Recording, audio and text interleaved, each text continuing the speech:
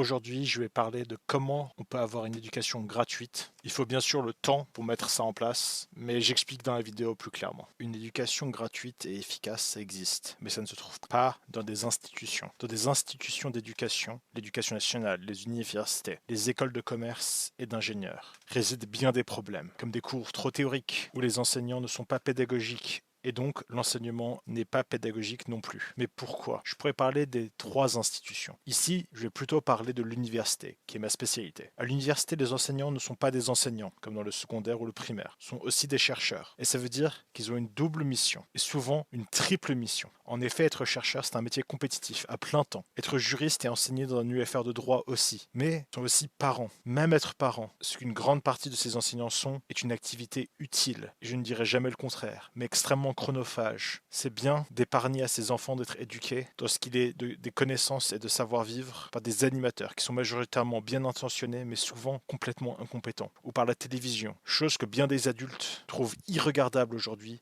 l'appelant même la boîte à idiots. Et finalement, le troisième du triptyque de l'éducation barbare, les camarades de classe peuvent aussi être des sauvages. Face à ces trois pressions, les endroits comme l'université sont complètement inadéquates en tant que lieu d'apprentissage. Les enseignants sont distraits, leur attention est sapée par bien des choses qui ne sont aucunement liées ou utiles à comment ces derniers organisent et mettent en place les enseignements. Et les compétences pratiques et utiles qui leur mission d'enseigner ne l'est très peu ou mal. Comment peut-il en être autrement? De le choix entre enseigner, un défi compliqué, un travail à plein temps, en soi, qui n'est lié à aucune véritable pression. Personne n'en a quoi que ce soit à faire que la moitié des étudiants échouent en première année. Enfin, jusqu'à il y a quelques années. Les autres contraintes sont beaucoup plus urgentes, comme la famille ou la compétition universitaire et la vie de la recherche, qui sont des carrières à plein temps. Le choix est vite fait. Il en va de même pour les institutions payantes, les écoles d'ingénieurs ou de commerce, qui sont avant tout des entreprises, se battent afin que leur diplôme soit reconnu et qu'ils soient financièrement récompensés. Ils n'en ont rien à faire du niveau de leurs étudiants en soi. Cependant, un riche tissu de savoir existe et a toujours existé. Celui de la connaissance à son état pur. En effet, les savoirs existent déjà sous des formes intelligibles, écrites et orales, pratiques et théoriques. Je parle des savoirs déjà écrits, déjà préparés par des gens compétents, qui sont souvent écrits et constitués de façon brillante et passionnante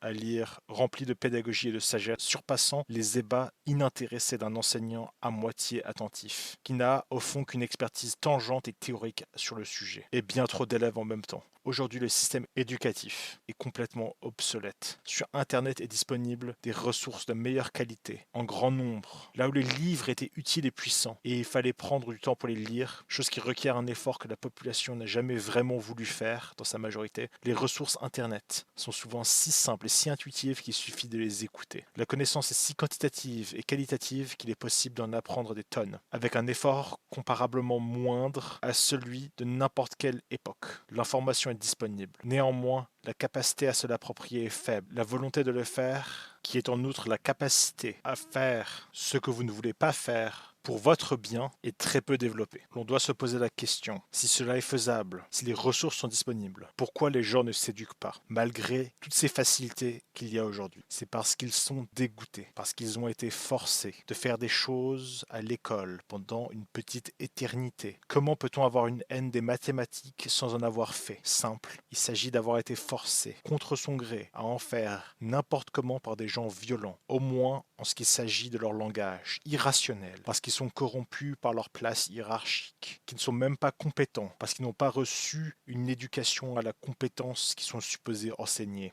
Après 12 ans de cela, normal que le rejet vis-à-vis de l'apprentissage sous toutes ses formes soit la réponse. Aussi, le fait que l'information soit disponible n'est pas une excuse à être ignorant, sinon on ne s'embête pas à savoir des choses essentielles et qu'il faut aller les chercher au besoin, et qu'en conséquence ces dernières ne sont pas maîtrisées dans notre capacité à penser et à agir. Cela veut dire qu'à froid, en cas de problème, c'est la panique et l'incompétence. Il faut savoir pour être prêt. Il faut être prêt pour être compétent. Et il faut être compétent dans tant de choses. Des choses génériques comme le ménage, la cuisine, la finance, la politique, le sport, ainsi que tout ce qu'il y a dans le domaine professionnel que vous allez pratiquer pendant au minimum 30 ans. S'il faut passer son temps sur son portable pour rattraper des choses qui devraient déjà être connues, ce n'est pas une vie. Il faut apprendre vite, bien et durablement. Ça veut souvent dire seul, avec un livre ou un audio, une vidéo, poussée par vous-même. Il y a pour ainsi dire pas de sauveur. peur. Il s'agit d'apprendre et d'apprendre efficacement. Et si cela veut dire seul, alors qu'il en soit ainsi. Mais au fond, ceux qui vous aident l'ont déjà fait. Il s'agit surtout d'aller chercher les connaissances qui existent déjà.